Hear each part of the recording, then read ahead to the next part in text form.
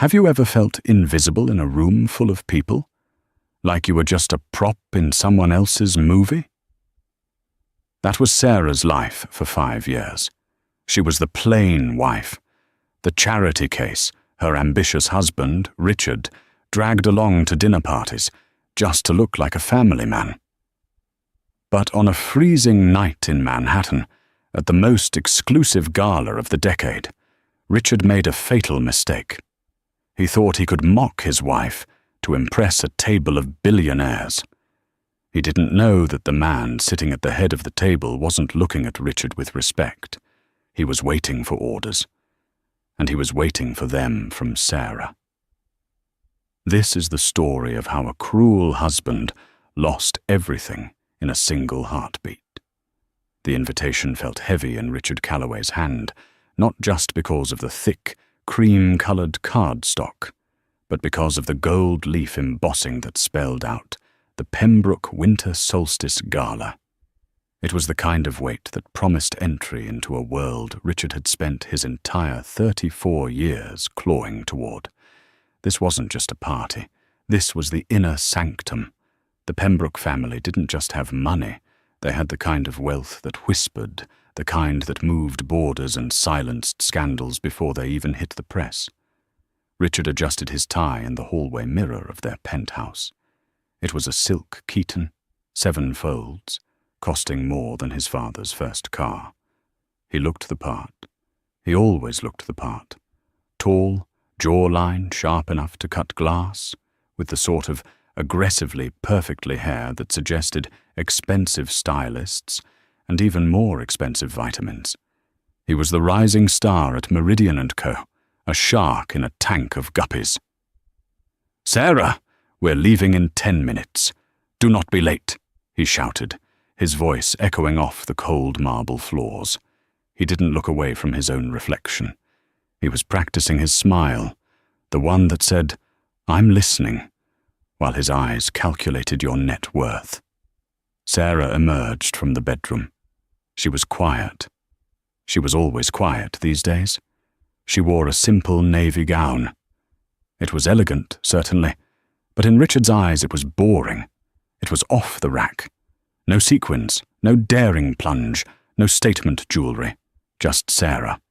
Pale, unassuming Sarah with her mouse-brown hair pulled back in a severe bun. Richard turned, his lip curling slightly. "That's what you're wearing?" Sarah touched the fabric of her dress self-consciously. "It's the silk chiffon you liked last year, Richard. I thought—" "Last year," Richard cut her off, walking over to pour himself a scotch. "Last year I was a junior partner. Tonight I am sitting at the table with Arthur Pembroke. Do you understand what that means? Pembroke is buying Meridian. If he likes me, I become a managing director. If he thinks I'm boring, well, look at you. You scream middle management." He took a sip of the amber liquid, enjoying the burn. He enjoyed hurting her. It was a small, sick thrill, like pressing a bruise. When they had met 6 years ago, Sarah had been a barista at a coffee shop near his old firm. She was sweet, a good listener, and frankly, Richard had needed a wife who wouldn't ask questions or outshine him. He needed a prop, a safe harbor while he went out and conquered the world. But now she was an anchor. "I can change," Sarah whispered, her eyes dropping to the floor. "No time," Richard snapped, checking his Patek Philippe watch. "Just try not to speak too much. Stick to the script. If anyone asks, you're into gardening, or whatever it is you do all day while I'm earning the millions." He didn't see the flash of cold fire in Sarah's eyes. It was gone as quickly as it came, replaced by that docile, submissive mask he was so used to. "Gardening," she repeated softly. "Got it. And for God's sake, put on the diamond earrings I bought you, the ones from Tiffany's. At least try to look like you belong to a man of my stature."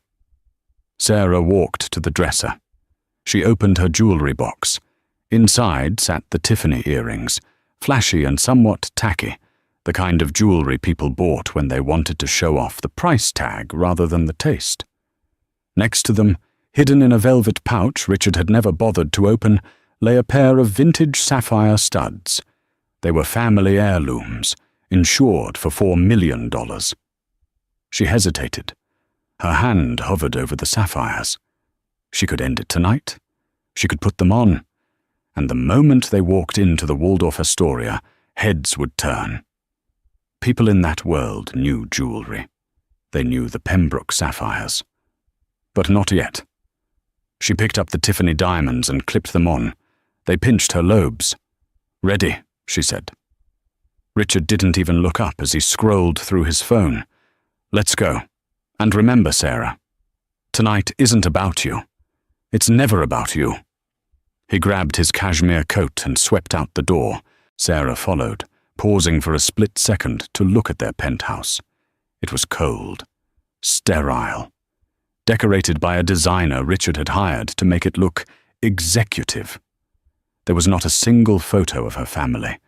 Richard had told her that her background, orphan, foster homes, working-class struggle, was a depressing narrative that didn't fit his brand. She closed the door. Tonight, she thought. Tonight the narrative changes. The Waldorf Astoria was glowing. Searchlights swept the Manhattan sky, cutting through the light snow that had begun to fall. A line of black limousines and town cars snaked around the block, idling with the quiet hum of money. When their car pulled up, paparazzi flashbulbs erupted like lightning storms. Richard preened. He stepped out first, buttoning his jacket, waving to cameras that were largely indifferent to him, but happy to snap a picture of a man in a tuxedo. He reached back and offered a hand to Sarah, not out of chivalry, but because it was part of the performance. She took his hand. Her grip was firm, firmer than usual.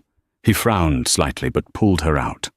"Smile," he hissed through his teeth as they walked up the red carpet. "You look like you're going to a funeral." "Maybe I am," Sarah murmured. "What?" "I said the weather is funeral gloomy," she corrected, forcing a tight smile. Inside, the grand ballroom was transformed. It was a winter wonderland of excess. Ice sculptures the size of cars, chandeliers dripping with crystals that cost more than most houses, and a sea of people who controlled the fate of nations. Richard's eyes darted around the room, scanning for targets. "There's Jensen from Goldman," he muttered. "And there's the CEO of BP. Good Lord, everyone is here." He steered Sarah by the elbow, his grip bordering on painful. "We're at table 4. It's the Pembroke table. I had to pull every string I have to get this seat. Don't embarrass me." As they approached the table, a woman stood up. She was stunning, tall, wearing a backless crimson dress that hugged every curve, with blonde hair cascading down her shoulders in perfect waves. It was Jessica. Richard's step faltered for a microsecond. Then he grinned. Jessica was the senior VP of marketing at his firm. She was also the woman Richard had been sleeping with for the past 8 months. "Richard," Jessica cooed, leaning in to kiss his cheek, lingering just a second too long. "I saved you a seat." She glanced at Sarah, her eyes flicking up and down with dismissive amusement. "And this must be Sarah, the wife? Richard talks about you occasionally."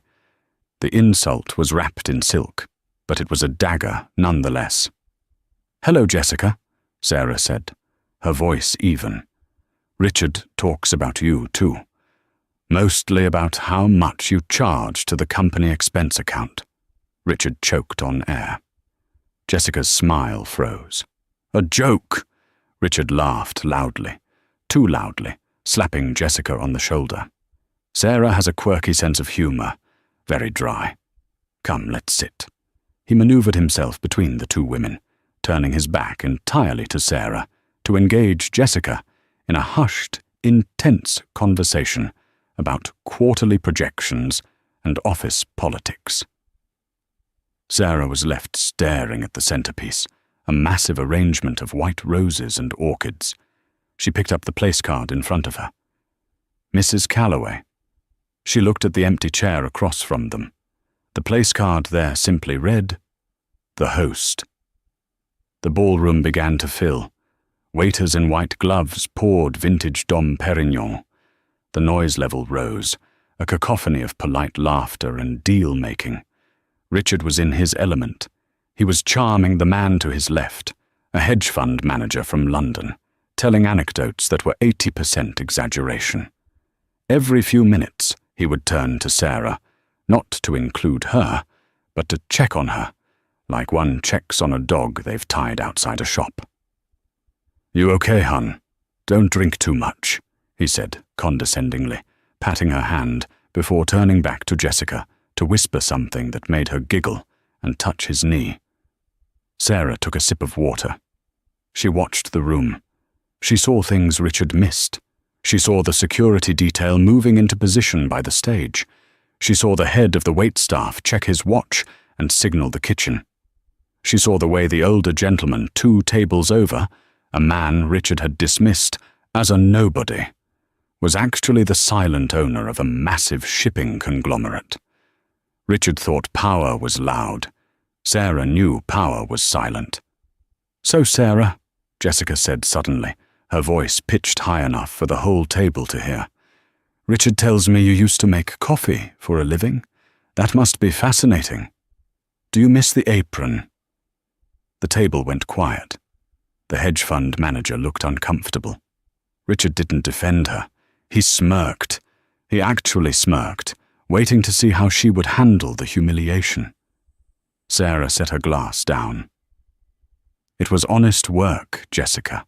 I learned a lot about people. You can tell a lot about a person by how they treat someone who serves them. For example, some people tip well. Others try to steal the tip jar when no one is looking." Jessica's face flushed pink. "Excuse me." "Just an observation," Sarah said lightly. Richard leaned in, his voice a low growl in Sarah's ear. "Stop it. You are embarrassing me. Know your place." "My place?" Sarah asked, turning to look him dead in the eye. "Yes. You are here because I brought you. You are wearing clothes I paid for. You are living a life I built. So sit there, shut your mouth, and let the adults talk." He pulled away, adjusting his cufflinks, confident he had put her back in her box. At that moment, the lights in the ballroom dimmed. A spotlight hit the stage. The room fell into a respectful silence. A voice boomed over the speakers. "Ladies and gentlemen, please welcome your host for the evening, the chairman of Pembroke Industries, Mr. Arthur Pembroke." Applause thundered. Richard clapped harder than anyone, craning his neck to see the billionaire. "Here we go," Richard whispered to Jessica. "Watch this. I'm going to make eye contact. I'm going to make sure he knows who Richard Calloway is." "He's coming this way," Jessica squealed. Arthur Pembroke, a man of 60, with silver hair and eyes like flint, walked down the center aisle. He wasn't smiling. He walked with a cane, but he didn't look frail. He looked like a king carrying a scepter. He bypassed the stage. He bypassed the head table. He was walking straight toward table 4. Richard's heart hammered against his ribs. "This is it," he thought. "He knows me. He's coming to greet me." Richard stood up, buttoning his jacket, readying his hand for the handshake that would define his career. He put on his best winning smile. Arthur Pembroke reached the table. Richard extended his hand. "Mr. Pembroke. An honor. Richard Calloway, Meridian & Co. We spoke on the—" Arthur walked right past him. He didn't even blink at Richard. It was as if Richard was a ghost. Arthur walked past the outstretched hand, past the stunned Jessica, and stopped directly behind Sarah's chair. The room was silent.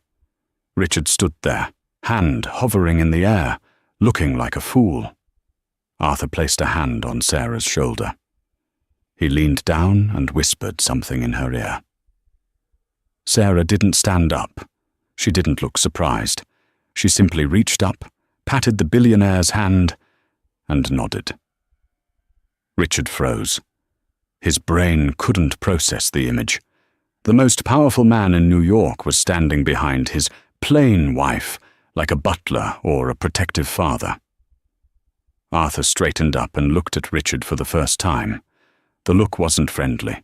It was the look a boot gives to an ant. "Mr. Calloway," Arthur said, his voice carrying through the silent ballroom without a microphone, "you're in my seat." Richard blinked, the camera of his mind taking a snapshot of this impossible moment. Arthur Pembroke, a man whose net worth hovered somewhere near the GDP of a small European nation, was standing over him, and he had just told Richard to move. "I beg your pardon," Richard stammered, his confident baritone cracking into something shrill. He looked around the table for support, but the other guests, Jensen from Goldman Sachs, the shipping magnate, and even the waiters, were studiously looking anywhere else. They smelled blood in the water. In high society, when a predator like Pembroke showed teeth, the smaller fish stopped swimming to avoid attracting attention. "My seat," Arthur repeated, his voice low and devoid of warmth. He pointed a manicured finger at the chair Richard occupied. "I prefer facing the orchestra. The acoustics are better. You can take the folding chair at the end." Richard looked at the folding chair. It was a service chair, pulled up hastily by a waiter, placed awkwardly at the corner of the round table where his knees would knock against the table leg. It was a seat for an assistant, a seat for a nobody. "Of course, Mr. Pembroke," Richard said, forcing a laugh that sounded like dry leaves crunching. "Anything for the host. I didn't realize you were superstitious about acoustics." He stood up, his face burning. He could feel Jessica's eyes on him. Not with sympathy, but with a flicker of embarrassment. Richard Calloway did not get moved. Richard Calloway moved others. As he gathered his napkin and his wine glass, he looked at Sarah. She hadn't moved. She was calmly sipping her water, staring straight ahead. "Do something," he willed her with his eyes. "Offer him your seat. Make this less awkward for me." But Sarah did nothing. She didn't even look at him. Richard squeezed into the small chair at the edge of the table. He was now sitting significantly lower than everyone else. He felt like a child at the adults' table. To regain his footing, he decided to go on the offensive. He needed to re-establish dominance. "So," Richard said loudly, clearing his throat, "Mr. Pembroke, as I was saying earlier, Meridian and Cubblers is incredibly excited about the merger. I've personally overseen the risk assessment portfolios, and I think you'll find our synergy is—" Arthur didn't look at him. He was unfolding his napkin with deliberate slowness. He turned his head slightly toward Sarah. "The orchid arrangement is lovely, isn't it? Though I find white roses a bit pedestrian for a winter gala. Don't you agree?" Richard froze. Was he speaking to Sarah? Sarah turned her head. "I think the roses provide a necessary contrast to the harshness of the ice sculptures, Arthur. It softens the room. Otherwise it would feel too much like a boardroom." Richard's fork clattered onto his plate. "Arthur?" She called him Arthur. "Sarah," Richard hissed, leaning forward. "Address Mr. Pembroke properly." Arthur raised a hand, silencing Richard without looking at him. "She is correct. It was a design choice, one my daughter would have liked." He finally looked at Richard. "Your wife has an eye for detail, Mr. Calloway. Does she work in design?" Richard laughed, a sharp, barking sound. He took a large gulp of his scotch. "Sarah?" "Good heavens, no. Sarah doesn't work. Well, she used to pour coffee. But now, her biggest decision of the day is whether to buy organic or non-organic kale. She's domestic." Jessica giggled. She reached out and touched Richard's arm, sensing it was safe to join the bullying. "Oh, stop it, Richard. You make her sound so simple. I'm sure she has hobbies. Do you knit, Sarah? I hear that's very popular with housewives." The table was silent again. The first course arrived, a delicate carpaccio of scallop with a citrus glaze. Richard saw his opening to be the sophisticated gourmand. "Ah, finally," he proclaimed. "Sarah, start from the outside fork, the small one. Don't use the salad fork for the fish, please. I don't want to explain your table manners to the heavy hitters tonight." He turned to the table, grinning conspiratorially. "You have to forgive her. She's from a very humble background. I've been trying to polish the rough edges, but you know what they say. You can take the girl out of the trailer park." He let the sentence hang, expecting chuckles, expecting the wealthy elites to nod in understanding of the burden of a low-class spouse. Instead, the shipping magnate cleared his throat awkwardly. A woman across the table, a formidable matriarch of a banking dynasty, narrowed her eyes at Richard. "Actually," Sarah said, her voice cutting through the tension like a razor, "I'm not using the fish fork because I'm allergic to scallops. Richard knows this. Or at least, he would if he remembered the night I spent in the ER 3 years ago on our anniversary." Richard's face went crimson. He didn't remember. In fact, he vaguely recalled being annoyed that night because he had to miss a networking event. "Don't be dramatic," Richard snapped, feeling the control slipping away. "It's a mild intolerance. Eat the garnish. It looks rude to refuse the host's food." "I wouldn't want her to die on my carpet, Mr. Calloway," Arthur said dryly. He signaled a waiter with a subtle twitch of his finger. "Bring the lady the vegetarian option, the truffle risotto." "You see," Richard said, spreading his hands. "Mr. Pembroke has to accommodate you. I apologize, Arthur. She's high maintenance for someone with zero contribution to the household income." Richard was spiraling. He knew he was being too harsh, but he couldn't stop. Every time Arthur ignored him, he felt the need to punch down on Sarah to prove he was still the alpha male. He needed to show Jessica and the table that he was the one in charge. "So tell us, Sarah," Jessica said, swirling her wine, her eyes glittering with malice. "What do you do all day, while Richard is closing million-dollar deals? Do you watch soap operas? Shop?" "I read," Sarah said simply. "Oh, she reads," Richard mocked, rolling his eyes. "Romance novels, I assume. Stories where the poor girl gets the rich prince? Let me tell you, honey, real life isn't a fairy tale. In real life, the prince expects the princess to carry her weight in conversation." He turned to Arthur, desperate to pivot back to business. "Speaking of weight, Mr. Pembroke, the Q4 projections for the Asian markets. I have a theory that the yen is going to stabilize by February. If we move the assets from the Singapore holdings now, we could leverage the tax break. I drafted a memo on it last week. Did you happen to see it?" Arthur slowly cut a piece of his scallop. He chewed, swallowed, and dabbed his mouth with linen. "I saw a memo," Arthur said. "It was derivative, shallow. It assumed the market was static." Richard felt like he had been punched in the gut. "Derivative?" "But the analytics were sound," Arthur said, his eyes boring into Richard. "The interpretation was amateur. It lacked vision. It lacked the understanding of the human element in the Asian trade sector. Whoever wrote that memo sees numbers, not people. And businesses are built on people." Richard opened his mouth to defend himself, to blame his team, to say anything.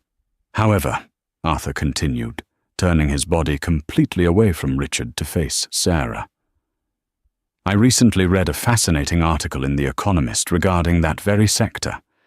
It argued that the stabilization will actually come from the tech sector, shifting logistics to Vietnam, not the currency fluctuation.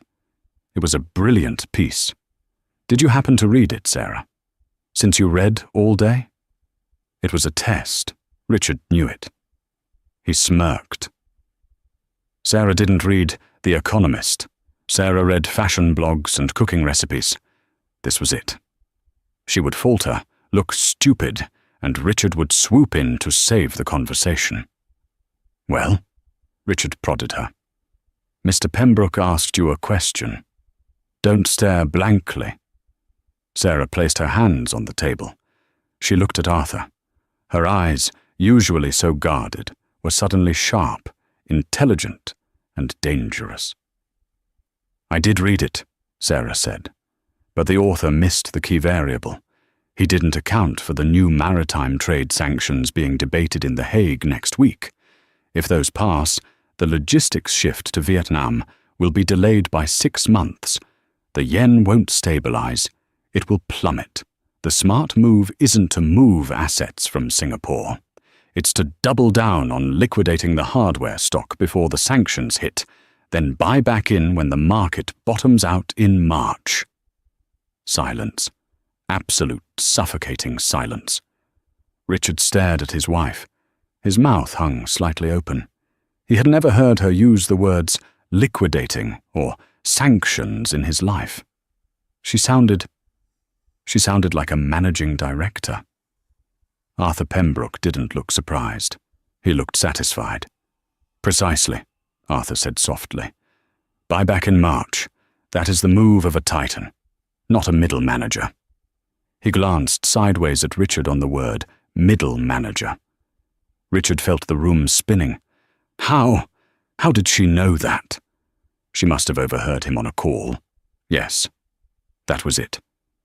She was parroting something she heard him say to a colleague. She was mimicking him to embarrass him. She's just repeating what I told her over breakfast, Richard blurted out, his voice desperate. I was explaining the market to her. She doesn't actually understand the mechanics of... I didn't tell you that over breakfast, Richard, Sarah interrupted, her voice cool and detached. Because you didn't know about the Hague sanctions. I checked your briefcase last night. You don't have the briefing papers. You're operating on week-old intelligence. The guests at the table gasped. Jessica dropped her fork. Richard's face went from red to purple. She was dismantling him. In front of Pembroke, in front of Jessica. You went through my briefcase, Richard roared, forgetting where he was. He slammed his hand on the table, making the crystal glasses jump. How dare you? You invade my privacy? You think you can sit here and lecture me on finance? You, who can't even balance a checkbook? He stood up, towering over her. You are drunk, that's it. You've had too much wine. We are leaving. He reached out to grab her arm, to physically haul her up from the table. Sit down, Mr. Calloway, Arthur said. The voice wasn't loud, but it stopped Richard's hand in mid-air. It was the voice of a man who owned the building, the police force, and the bank Richard used. She is my wife, Richard spat, though he pulled his hand back, and she is making a scene.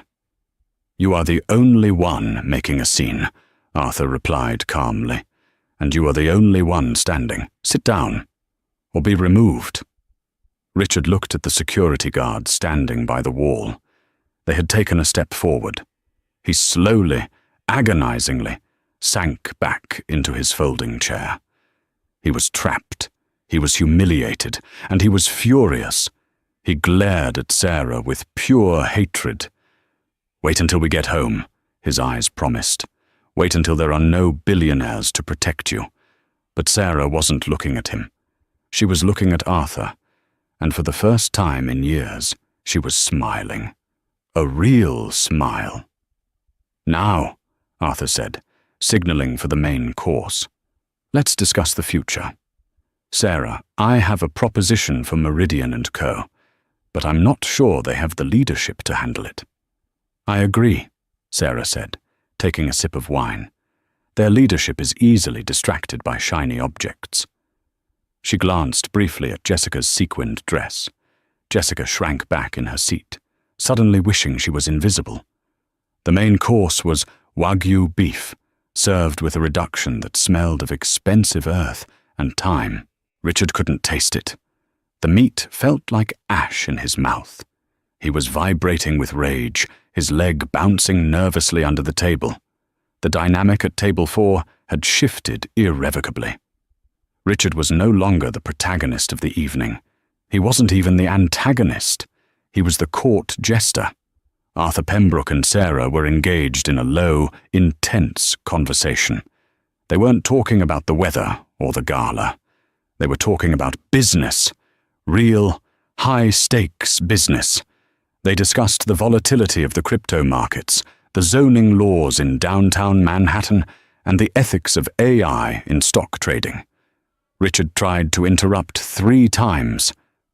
Actually, the AI models are, "Eat your beef, Richard," Sarah said, not unkindly, but with the tone one uses for a toddler interrupting a phone call. "I will not be silenced at my own table," Richard whispered harshly. "It's not your table, Calloway," the shipping magnate on his left grumbled. "It's Pembroke's table, and frankly, your wife is making more sense than you have all night. Shut up and listen. You might learn something." Richard felt like he was in a nightmare. This was his world. His world. Sarah was the tourist. She was the one who was supposed to be asking dumb questions. How was she doing this? He looked at Jessica for support, but his mistress was busy, frantically typing on her phone under the table, likely updating her resume. She realized the wind had changed. She wouldn't look at Richard. She was distancing herself from the sinking ship.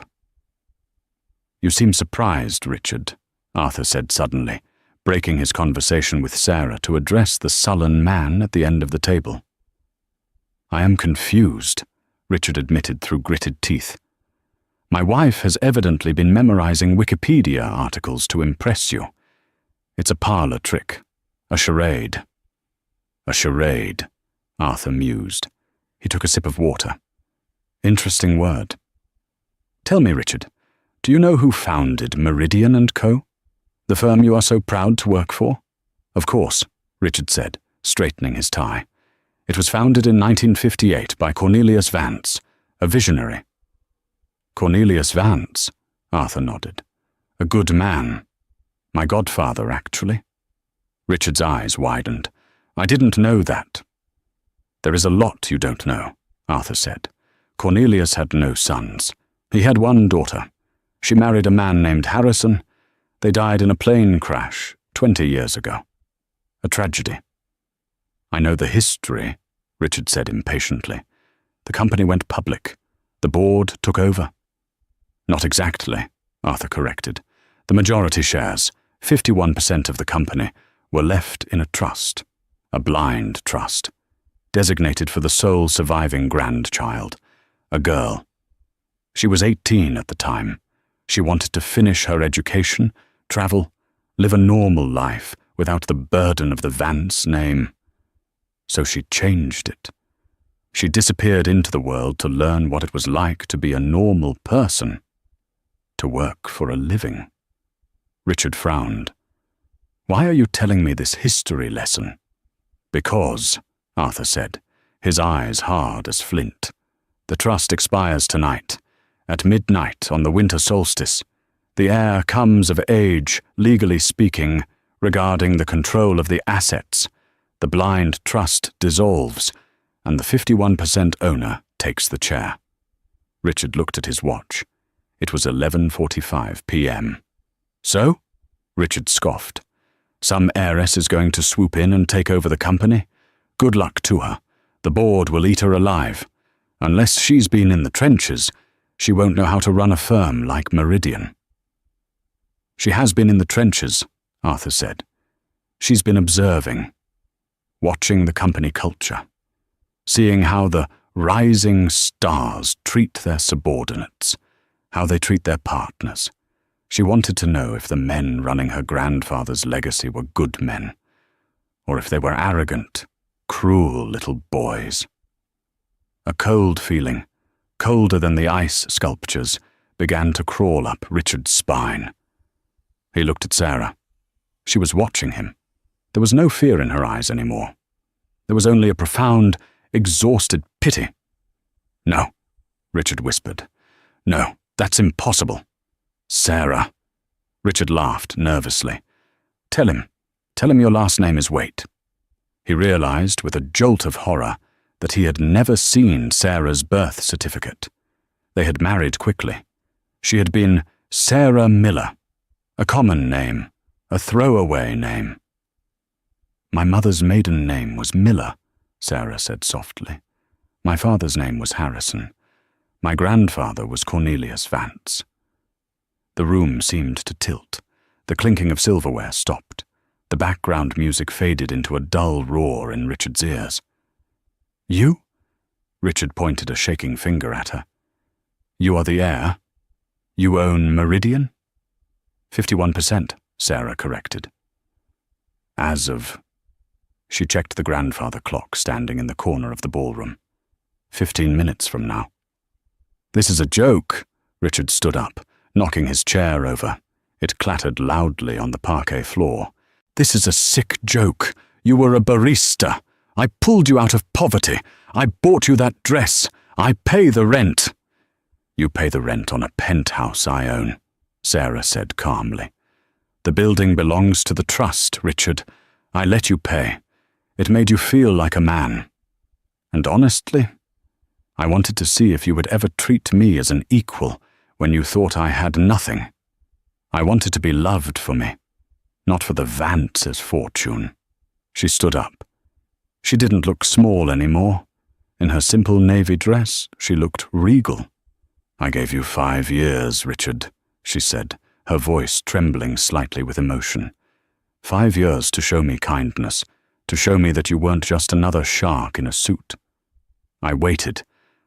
I hoped. Every birthday, every anniversary, I hoped you would look at me and see a person, not a prop. She touched the cheap Tiffany earrings he had forced her to wear. But tonight you showed me exactly who you are. You mocked me. You tried to erase me. You flirted with your mistress in front of me. She looked at Jessica, who was now pale as a sheet. "Jessica," Sarah said coolly, "you're fired. Security will escort you out. Leave the company phone on the table." Jessica gaped. "You can't." "I can," Sarah said. "I own the company, and I don't employ people who bully the spouses of their co-workers. It's bad for morale." Arthur Pembroke leaned back in his chair and smiled. "Well done." Richard felt like he was drowning. His career, his reputation, his life, it was all evaporating.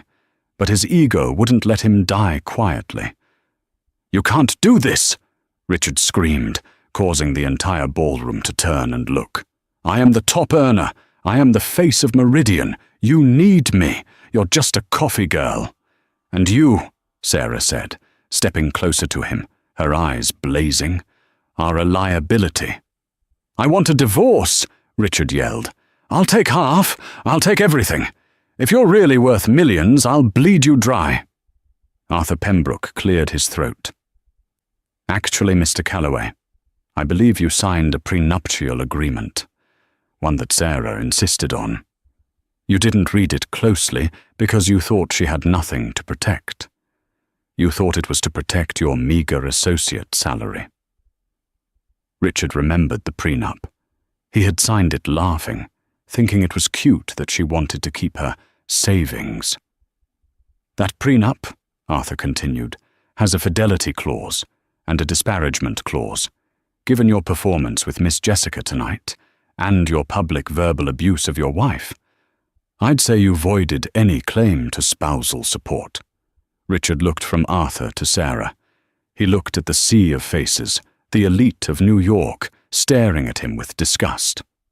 "Sarah," Richard pleaded, his voice breaking, suddenly switching tactics to desperation. "Baby, honey, look, I was stressed. The deal, the pressure. You know I love you. We can work this out. We're a team, remember?" He reached for her hand. Sarah pulled back as if he were a hot stove. "We aren't a team, Richard," she said. "We never were. You were the star, and I was the audience. But the show is over." She turned to Arthur. "Mr. Pembroke, I believe I'm ready to take my grandfather's seat now." "I believe you are," Arthur said. He stood up and gestured to the empty chair, the one Richard had originally been sitting in, the seat of power at the table. "Please," Arthur said. "Sit." Sarah Vance, heiress to the Meridian Empire, smoothed her dress and sat down at the head of the table. "Now," she said, looking at the shipping magnate and the banking matriarch, ignoring the man standing behind her, trembling in his tuxedo. "Let's talk about those sanctions in The Hague. I have some ideas on how to pivot our portfolio." Richard Calloway stood alone. No one offered him a chair. No one offered him a drink. He was invisible. But the night wasn't over, and the fall was just beginning. The walk from Table 4 to the exit of the grand ballroom was the longest journey of Richard Calloway's life. It wasn't just a walk. It was a parade of shame.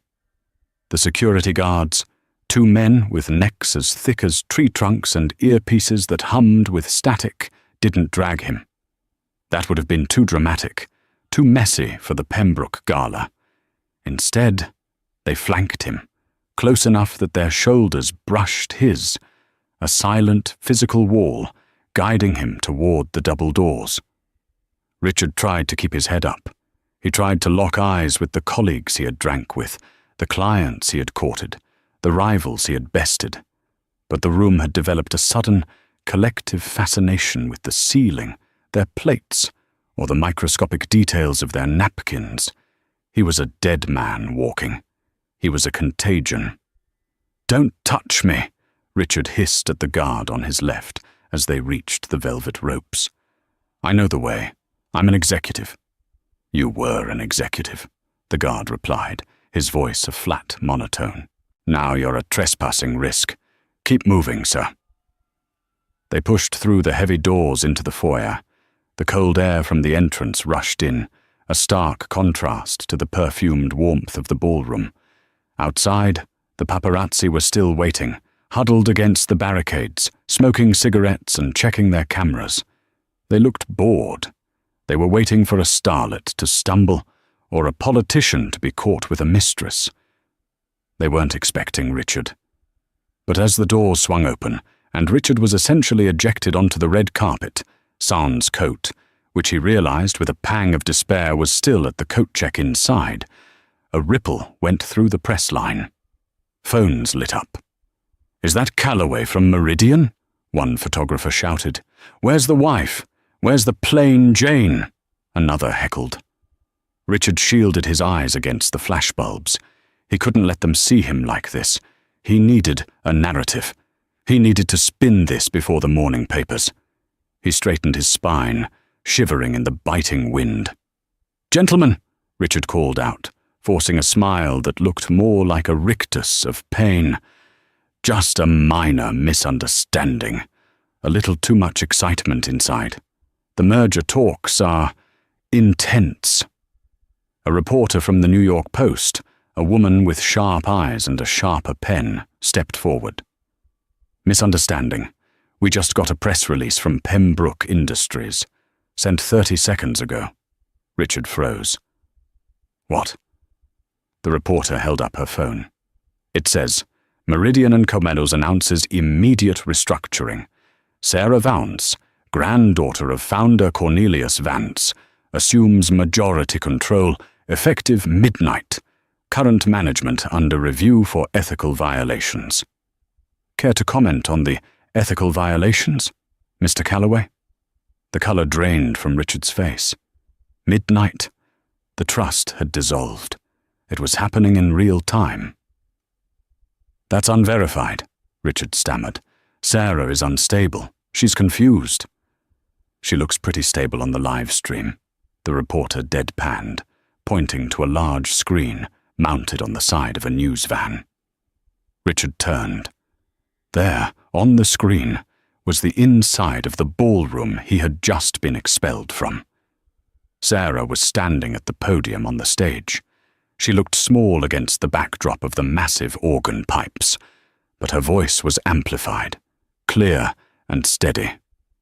"For too long," Sarah was saying, her voice echoing over the speakers outside, "Meridian has prioritized profit over people. We have rewarded arrogance and punished humility. We have built a culture where status is valued more than substance. Tonight, that ends. My grandfather built this company on integrity. I intend to restore it." The camera cut to the crowd. The billionaires, the titans of industry, were applauding. Arthur Pembroke was leading the ovation. Richard watched, his mouth agape. She wasn't just speaking, she was commanding the room. The mouse he had bullied for 5 years was standing in the spotlight, and she wasn't burning up. She was shining. "She's acting," Richard muttered to no one, his voice lost in the wind. "It's a script. Someone wrote that for her." "Hey, buddy," a doorman said, approaching him. "You can't loiter here. You're blocking the valet lane." "I'm waiting for my car," Richard snapped. "The Mercedes S-Class, black." The doorman checked his clipboard. "Callaway?" "Yeah, we got a notification on that too. The vehicle is registered to the company fleet. The leaseholder just revoked access. We can't release the keys to you." Richard felt the ground sway. "You stole my car." "Company car," the doorman corrected. "Not your car. You want a taxi? The yellow ones are around the corner." It was the ultimate indignity. Richard Callaway, the man who had spent 3 hours getting ready in a $7,000 suit, had to walk 2 blocks in the freezing sleet to hail a cab. As he walked, the snow soaking through his thin dress shoes, he could hear the applause from the ballroom still thundering, a sound that would haunt him for the rest of his life. Inside the ballroom, the atmosphere was electric. Sarah stepped down from the podium, her legs trembling slightly. It was the first time she had let the facade crack. Arthur was there instantly, offering her a glass of water. "Breathe," he said gently. "You did it." "I thought I was going to pass out," Sarah admitted, gripping the glass. "Did I sound okay?" "You sounded like Cornelius," Arthur said, a rare smile touching his lips. He would have been proud. "You didn't just fire a warning shot, Sarah. You sank the enemy fleet."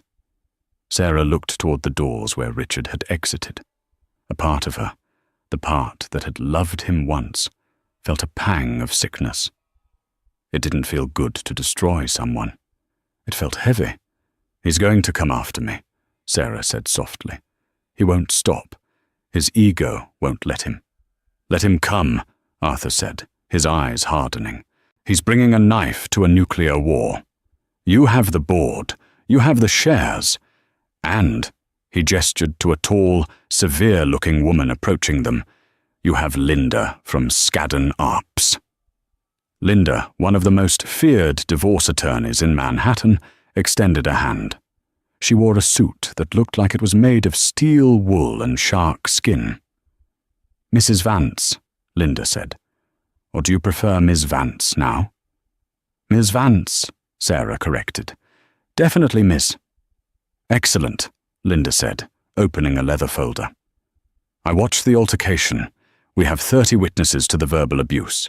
We have the prenup, and I've already had a forensic accountant freeze the joint assets, pending the audit of his business expenses.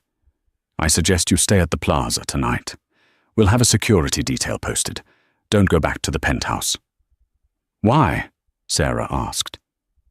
"Because," Linda said, her voice devoid of emotion, "when a narcissist loses his supply, he doesn't get sad. He gets dangerous. We need to let him hit rock bottom before we let him near you again." Sarah nodded. She looked at the empty chair at table 4. The ghost of her marriage was sitting there. She realized she wasn't mourning the man Richard was. She was mourning the man she had pretended he was. "Do it," Sarah said. "Change the locks." Sunday passed in a blur of denial. By Monday morning, Richard had convinced himself that the gala was just a misunderstanding, a glitch he could smooth over with his signature charm. He didn't have fresh clothes, so he wore his tuxedo shirt from the night before, rumpled sans bow tie, and took a cab to Meridian & Co., marching into the lobby as if he still owned the place. "Good morning, Chloe," he boomed at the receptionist. "Big night Saturday, let's get to work." Chloe didn't smile. She looked terrified. Richard approached the turnstiles and tapped his security pass. "Beep, beep, access denied." He frowned and tapped it again, harder. "Beep, beep, access denied." "Damned system," Richard muttered. "Chloe, buzz me in." "I can't do that, sir." A deep voice rumbled from behind him. It was Frank, the head of security, a man Richard had once reprimanded for scuffed shoes. Beside him stood a woman from HR and 2 uniformed officers. "Frank," Richard said, trying to maintain bravado. "Tell her to open the gate." "Mr. Calloway," the HR woman announced, her voice carrying across the busy lobby. "Your employment was terminated effective 12:01 a.m. Sunday. You received the notification." "You can't fire me," Richard shouted, as employees slowed down to watch the spectacle. "I'm the senior director. I bring in 30% of the revenue." "Your contract has a morality clause," the HR woman recited coldly. "Verbal assault of a majority shareholder and misappropriation of company funds." Richard felt a cold sweat. "Misappropriation? That's a lie." "We audited your expense account," Frank stepped in, crossing his arms. "The trips to Cabo with Jessica, the jewelry billed as client gifts. It totals nearly $200,000. That's not expenses, Richard. That's embezzlement." "Jessica approved those," Richard argued desperately. "Ask her." "Jessica is currently cooperating with legal," the HR woman said. "She claims you coerced her into signing them. She's throwing you under the bus to save herself." The floor seemed to dissolve. His ally, his mistress, had turned on him in less than 24 hours. "Ms. Vance asked us to give you this," the HR woman said, handing him a cardboard box. Richard looked inside. It wasn't his awards. It was a cracked photo of him and Sarah from their wedding day, and underneath it, a single receipt for the coffee he bought the day they met. "She said to tell you," the woman delivered the final blow, "that the coffee was the only thing you ever bought her without strings attached. She wants you to have it back." "I need to see her," Richard pleaded, his voice cracking. "Step foot on this property again, and you will be arrested," Frank warned. "Escort him out." Richard was led out onto the sidewalk, clutching his box. There were no paparazzi this time, just the indifferent bustle of the city. He checked his phone, 3 missed calls from his building manager. He dialed the number. "Mr. Calloway," the manager said briskly, "the locks have been changed. The lease belongs to the Vance Trust, and your occupant status is revoked. You can't do that.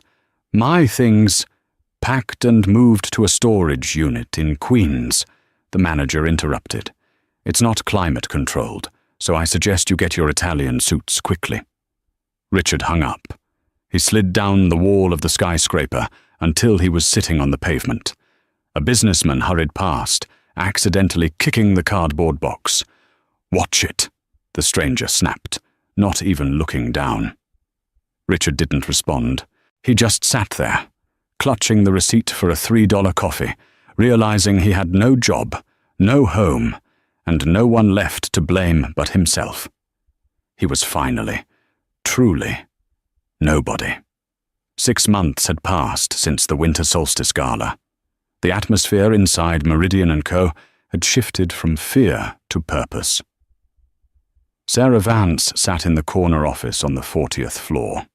The heavy mahogany and intimidation tactics of the old regime were gone, replaced by sleek glass and sunlight. She was no longer the plain wife hiding in the corners.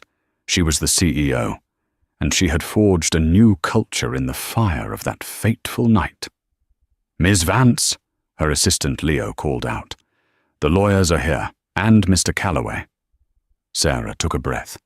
"Send them in." Linda, the ruthless attorney from Skadden Arps, entered first, looking triumphant.